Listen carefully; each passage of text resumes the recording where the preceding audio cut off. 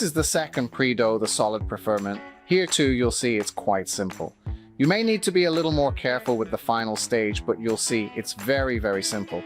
Here we have 500 g of flour, the same as before, the usual 2-3 g of yeast. But this time, not 500 gram of water, but only 250 gram, because now we're going to hydrate it to 50%. The first thing we need is a surface that is large enough and spacious enough to be able to do our beautiful and careful manipulation, which, as I mentioned, is a very, very basic and fundamental manipulation. I go first with the flour, placing it inside this, then we use it to put the BIGA, which we open up a little bit throughout the box, just as we did before. We then put and dissolve our fresh yeast in the water, which, I repeat, in this particular case is very important. This step ensures that the yeast is evenly distributed and fully activated before we proceed further with the process. If having cold water isn't crucial at the very beginning, it will become absolutely crucial and essential during the refreshing phase of the process. And then very simply and straightforwardly, I create a few little snakes, or rather small rope-like shapes inside the flour, which is basically an operation or a task that even a child, even a young child, can easily do without any difficulty. And then, after the flour has absorbed the bulk of the water, in this way, with my hands, I roughly create, as you can see, some real rags. So, when I was talking before and explaining that you need to take a few small precautions, I was talking about the fact that we tend to try to take all the flour. We don't have to spend time kneading or anything like that. This is a pre-dough, not a dough, but as if we wanted to clean the various edges, as I'm doing right now. Automatically, I do two things. I clean the edge, but I contribute to the creation of this kind of gnocchi. Very simple to make, really. Okay. So again, the three basic elements, that is the flour, the water, and the yeast. Our beer is almost ready. Let's be careful not to make it become a dough. So I go to absorb. By avoiding compressions, I am able to keep the mixture light and airy, which is exactly what we are aiming for here. I would say that at this stage, we have reached the desired effect. This is the texture we want to achieve. You can see some small shreds of gnocchi forming, which is a good indication that the dough is coming together properly. When this is ready, I naturally take a bit off my fingers to check the consistency, making sure it feels soft and not too sticky. Once I am satisfied with how it feels, we are going to place our prepared gnocchi onto the surface, getting ready for the next step. Here I am trying to take all the material that is available to me, making sure to gather everything I need for this task. This means I am not just picking up what is right in front of me, but also digging a bit deeper, searching in places that might not be immediately obvious. You know, I tend to be a bit sticky, always wanting to make sure I do not miss anything important. I think that's okay here, because being thorough can really help in situations like this. So I'm comfortable with my approach, and I believe that taking the time to be careful and methodical will help me get better results. Once I have finished gathering all the material, I will be ready to move on to the next step.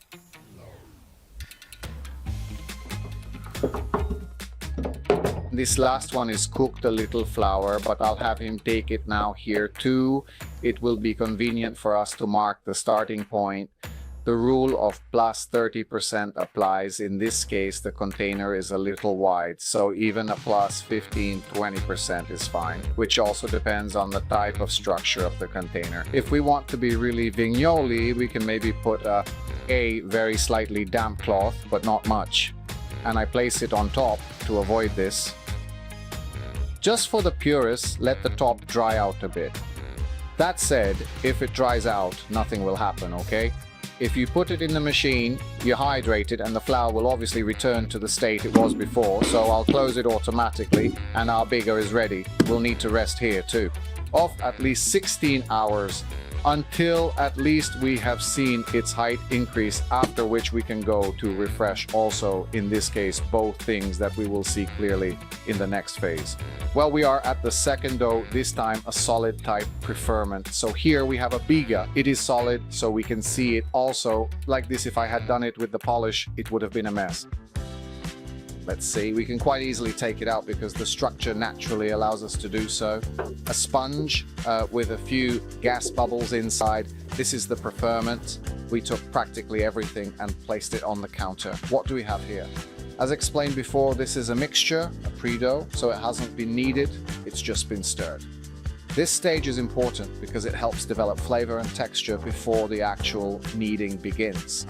Of water and flour, in which the flour is 500 grams of flour and 250 grams of water, then we have an addition of 500 grams of flour, always of medium strength. Therefore, with a protein percentage like that of Polish around 13.5%, so 500 plus 500, we will get to a kilo. What are we missing to get to 800 grams of water? No, sorry, I always talk about grams, but it's the same thing.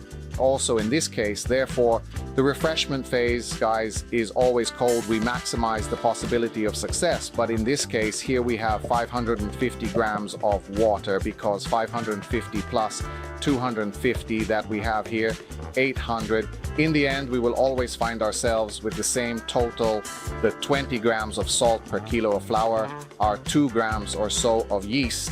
And then if we want to put it in an improver, if we want to put it in, it doesn't mean we have to put it in. The pizza comes out splendid anyway. I put it in because I like it, because in this case, I'm using malt, contrary to before. So let's move on, and this is a plus. I don't put it in, I use it above all for, as you have seen, working on the bench, on the steel bench, so BIGA in the mixer in pieces.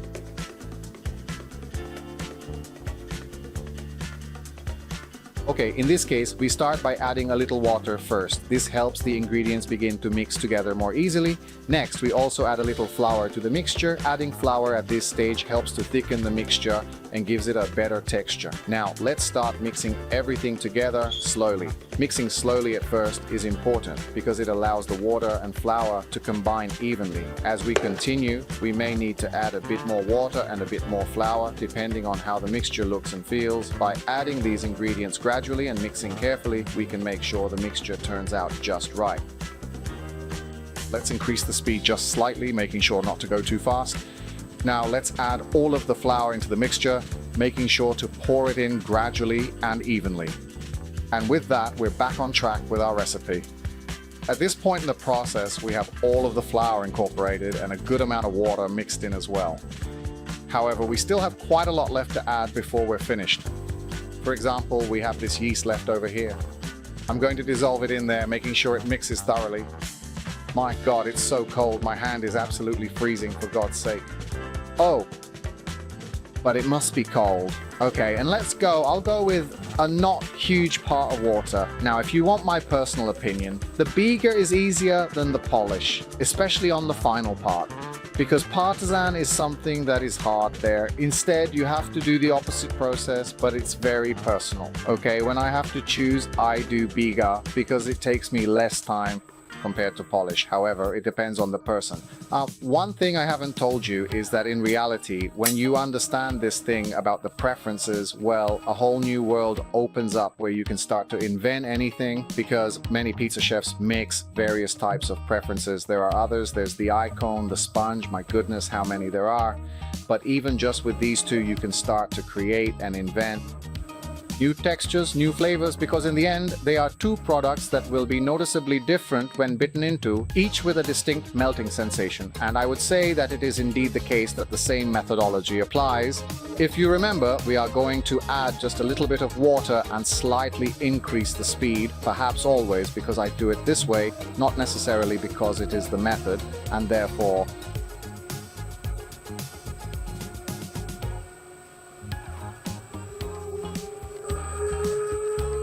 and let's leave it there for a moment to reflect on being and becoming. Let's take stock of the situation. In the end, we will find ourselves with 6 more balls, and therefore we will have 12, a lot of pizzas. We will try to cook them both in the next episodes. They will have quite similar structures. You will not be able to taste the difference by biting because it is not a difference. Technology isn't that far along yet, at least not at this point in time. But if we continue progressing and developing like this, it will probably get there eventually, although it may take some time. You'll see that in both cases, the push upwards, especially when compared to a traditional dough, will be quite interesting and noteworthy. And I'll play my little game with my palm up, as I usually do. We have to wait a bit, but we'll see that we're starting to close in on the zone, getting closer and closer to the ideal point. Patience is key here, and as we observe, the changes will become more apparent. Come here, it's starting to close, but notice that it hasn't fully closed yet at this point. When you see this happening and we have a spiral mixer ready, that's when we know it's time to add the water. We need to pay attention to the timing here because adding the water at the right moment is important for the process. Now, since it's closed, we can go ahead and flush. Watch as the water is exporting it. This means the water is moving the mixture out as intended. This step is necessary to make sure everything is processed correctly. By following these steps carefully, we help ensure the final result is as expected. See how it opened right away? Bam! It's normal. That's why we knead the dough until it opens, and then we give it time to close again.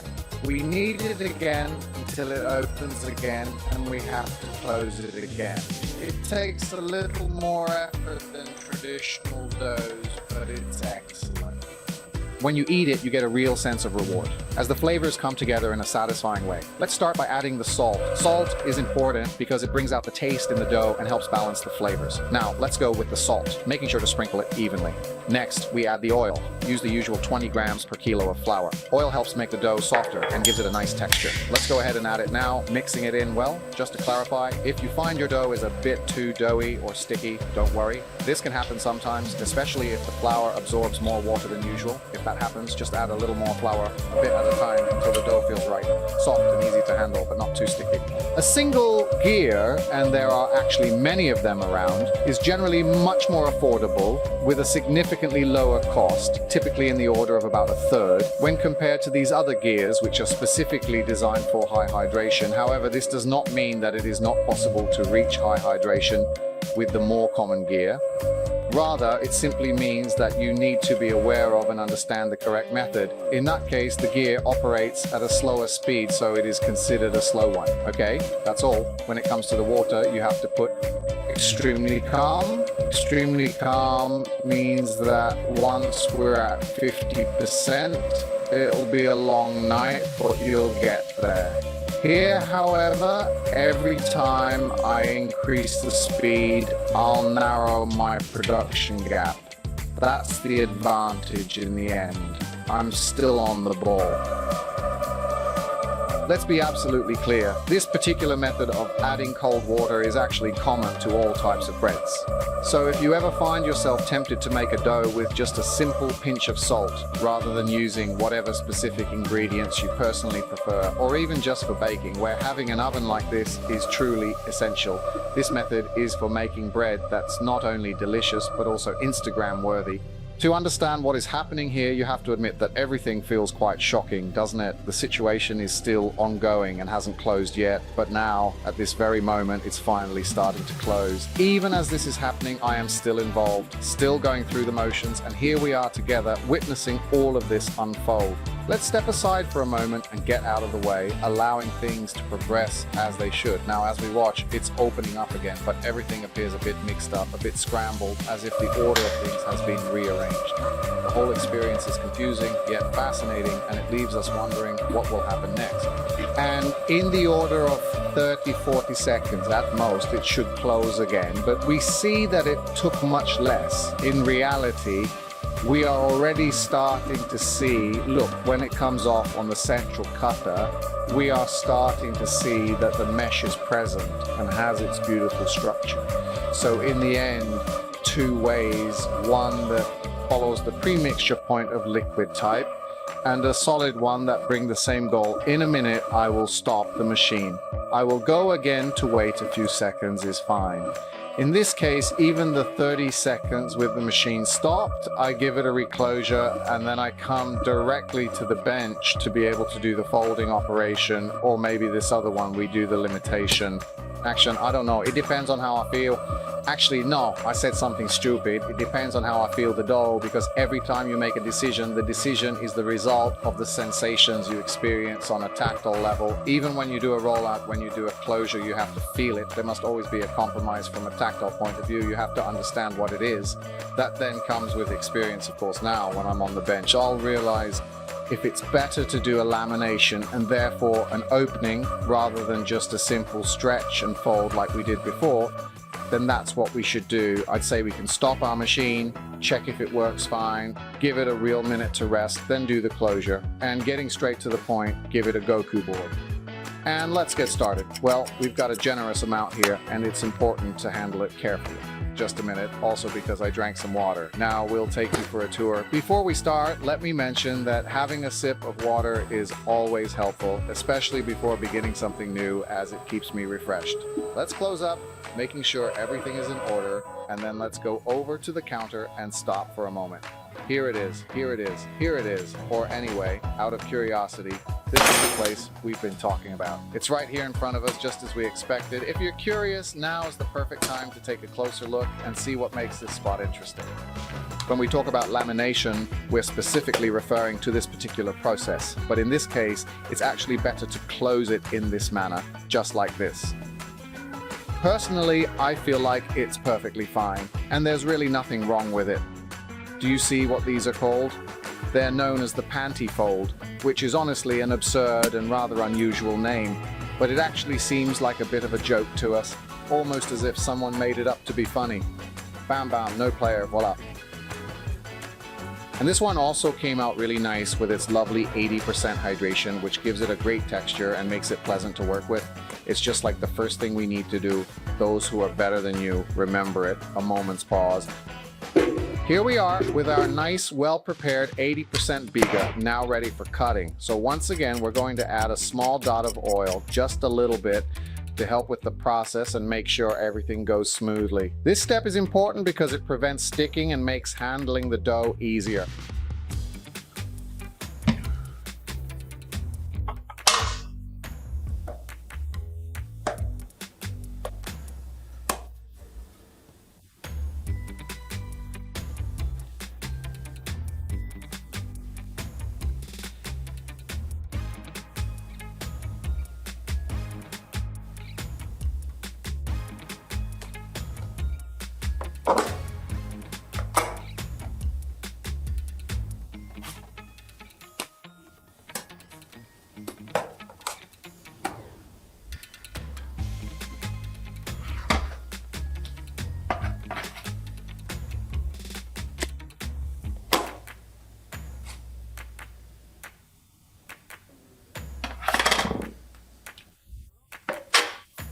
Now, as we move on to the fourth step, we turn our attention to the sweets, which we will be preparing at the end of this process. With our fifth ball, we are ready to continue. Here they are, all nicely arranged and ready to be portioned.